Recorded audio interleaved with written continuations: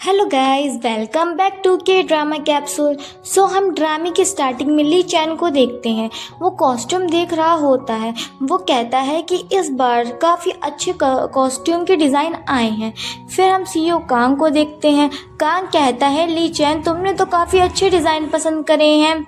चान कहता है हाँ। फिर मॉडल्स का शूट हो रहा होता है। चान उनको देख रहा होता है कि मॉडल्स में कुछ कमी तो नहीं है। फिर वो उनके कॉस्ट्यूम को भी ठीक करवाता है। फिर डायरेक्टर ली चैन वहाँ से जाने लगते हैं। वो लिफ्ट में जा रहे होते हैं। वो अपना फ़ोन यूज़ कर रहे थे, तभी लिफ्ट ओपन हो जाती है। चान देखता है कि नाम दारिन उनको देख रही है। दारिन उनको लगातार देखती रहती है। फिर सीईओ कांग दारिन को बुलाते हैं और उसका वॉलेट उसे देते हैं और कहते हैं कि ये नीचे गिर गया था। दारिन उनको थैंक्स करती है।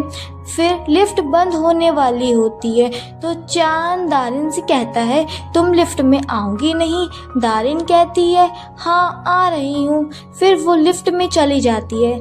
दारिन काफ़ी नर्वस होती है। वो खुद से कहती है, दारिन नॉर्मल रहने की कोशिश कर। फिर डायरेक्टर चान कहते हैं कि तुम न्यू एम्प्लॉयज़ में से हो ना? दारिन कहती है हाँ। चान कहते हैं कि फिर तुम वेलकम डिनर में क्यों नहीं आई थी? दारिन कहती है मैं बहुत ज़्यादा ड्रंक हो गई थी, इसलिए मैं जल्दी निकल गई थी। चान कहता है कि तुमसे मिलके खुशी हुई। फिर वो हैंडशेक करता है। दारिन शॉक हो जाती है। फिर वो कांपते हुए हाथों से हैंडशेक करती है। फिर वो गुड बाय करके लिफ्ट से निकल जाती है। चान उसका लॉकेट देख लेता है। फिर ली चैन कार के पास जा रहा होता है तो वो भी सेम लॉकेट अपने हैंड में देखता है। फिर वो फ्लैशबैक में चला जाता है कि जब डीएनएक्स ग्रुप टूट गया था, उसके बाद ली चैन वर्कशॉप में इसी लॉकेट को बना रहा था। फिर वो कहता है अपने कुलीग से, देखो मैंने बढ़िया काम किया है ना? फिर हम देखते हैं कि नाम दारिन भी वर्कशॉप में आई होती है। उसे वही लॉकेट पसंद आ जाता है। वो कहती है कि इसका प्राइस क्या है? ओनर कहते हैं कि ये सेल करने के लिए नहीं है। फिर दारिन कहती है कि आज मेरा बर्थडे है तो मैं ये खुद को गिफ्ट करना चाहती थी। वो कहती है कि ये एक सेलिब्रिटी से ऐसे ही डिज़ाइन अपने ऑटोग्राफ में बनाते हैं तो मुझे ये चाहिए, बट ओनर उसको मना कर देते हैं। ये सब बातें ली चैन भी सुन लेता है। फिर दारिन वहाँ से चली जाती है। वो जा रही होती है, तभी ली चैन उसके पास आता है और उसको ये लॉकेट देता है और वो बर्थडे विश करके वहाँ से चला जाता है। नाम दारिन कुछ बोल ही नहीं पाती है। फिर चांद प्रेजेंट में आ जाता है। वो कहता है अच्छा वो तुम थी। फिर हम दारिन को अपने कुलीग के साथ देखते हैं। दारिन आज बहुत ज़्यादा खुश होती है क्योंकि फाइनली वो अपने क्रश ली चैन से मिल पाई। फिर वो जा रही होती है, तभी उसको बस स्टॉप पे ली चैन का पोस्टर दिख जाता है। वो उसको बहुत प्यार से देखने लगती है। फिर वो घर पे आ जाती है। वो अपनी फ्रेंड को पूरी स्टोरी बताती है। उसकी फ्रेंड भी बहुत खुश होती है। फिर वो अपना हाथ देखने लगती है।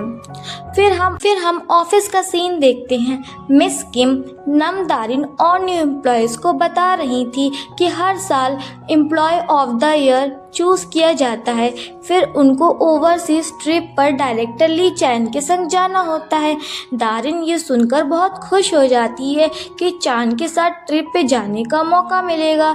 फिर मिस किम बताती हैं कि नेक्स्ट ईयर के 6 मंथ में सिलेक्शन हो जाएगा। दारिन कहती है कि एम्प्लॉय ऑफ द ईयर कौन चूज़ करता है? मिस किम कहती हैं सीईओ कांग चूज़ करते हैं। दारिन कहती है ओह, सीईओ चुनते हैं। दारिन सीईओ को इम्प्रेस करना चाहती थी ताकि वो उसको एम्प्लॉय ऑफ द ईयर बना दें और वो चान के संग ट्रिप पे जा सके। फिर दारिन मिस किम से सीईओ की पसंद और नापसंद के बारे में पता करती है। फिर दारिन सीईओ कांग को इम्प्रेस करने का ट्राई करती है। नाम दारिन सीईओ से कहती है, सर आप स्वीट चॉकलेट लाते लेंगे, मैंने अभी फ्रेश बनाया है। और कांग उसको मना करके चला जाता है। फिर दारिन सीईओ से कहती है, सर आपकी शर्ट और टाई का कॉम्बिनेशन तो कमाल लग रहा है। सीईओ कांग कहते हैं ये कल वाले ही कपड़े हैं, पूरी रात में ऑफिस में ही था। दारिन का फिर से पोपट हो जाता है। फिर सीईओ कैबिन में आता है और मिरर में अपने आप को देखने लगते हैं। फिर एक एम्प्लॉय आके कांग को बताते हैं कि सर दारिन पहले ऐसी कॉर्पोरेशन में काम करती थी, हो सकता है कि वो जासूस हो। सीईओ कांग कहते हैं कि तभी वो ज़्यादा क्लोज होने की कोशिश कर रही थी मुझसे। फिर हम नेक्स्ट मॉर्निंग का सीन देखते हैं। कांग जॉगिंग करके घर पे आ रहा होता है। वो देखता है कि पूरे घर का सामान फैला हुआ होता है। फिर वो सब कुछ साफ करता है। फिर ली चैन को उठाता है और फिर ली चैन ब्रेकफास्ट करने आता है। वो कांग से कहता है, बस इतना ही बनाया है तुमने? फिर कांग जाने लगता है तो ली चैन उसको एक बॉक्स देता है और कहता है कि ये मेरी एक कोवर्कर ने दिया है, तुम इसे खा लेना ऑफिस में। फिर कांग काम कर रहा होता है तो उसे भूख लग जाती है। वो वही कप केक खाने लगता है। उसमें एक लेटर भी होता है। कांग उस लेटर को पढ़ता है। फिर दूसरा कप केक खोल के देखता है तो उसमें तो गर्ल्स के कपड़े होते हैं। फिर कांग गुस्सा करके ली चैन को कॉल करता है कि ये यहाँ से लेकर जाओ।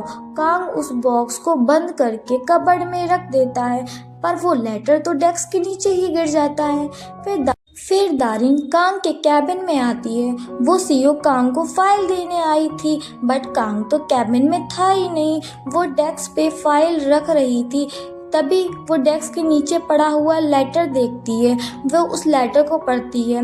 वो लेटर पढ़कर शॉक हो जाती है कि सीईओ कांग ली चैन को पसंद करते हैं। इसका मतलब कि सीईओ कांग गे हैं। फिर कांग कैबिन में आ जाता है। दारिन कहती है, मैंने फाइल यहाँ पे रख दी है। फिर कांग और दारिन दोनों कार से फैशन शो पे जाने लगते हैं।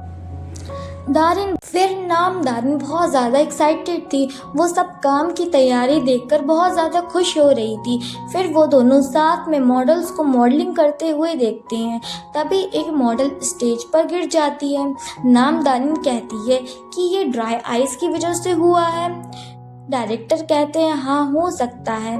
फिर डायरेक्टर कहते हैं कि हमारी टीम में से किसी ने हील पहनी है क्या? बट वहाँ पर कोई नहीं होता है जिसने हील पहनी हो। दारिन कहती है, मैं ट्राई कर सकती हूँ, मेरे शूज़ हील के जैसे ही हैं। सीईओ कांग कहते हैं, तुम्हें ये सब करने की ज़रूरत नहीं है। पर दारिन तो मॉडलिंग करने के लिए रेडी हो गई थी। फिर वो बैक स्टेज जाती है। रैम वॉक करते हुए आ रही होती है। तभी उसका पाँव लकड़ा जाता है, पर फिर भी वो पोज करने लगती है। फिर वो जैसे ही गिरने वाली होती है तभी कांग उसको पकड़ लेते हैं और उन दोनों की आई कांटेक्ट हो जाता है। फिर कांग उसको छोड़ देते हैं और उससे कहते हैं, तुम ठीक हो ना? टर्न करने की तुम्हें क्या ज़रूरत थी? तुम्हारे हेड पे चोट लग जाती। दारिन कहती है, हाँ आपने सही कहा।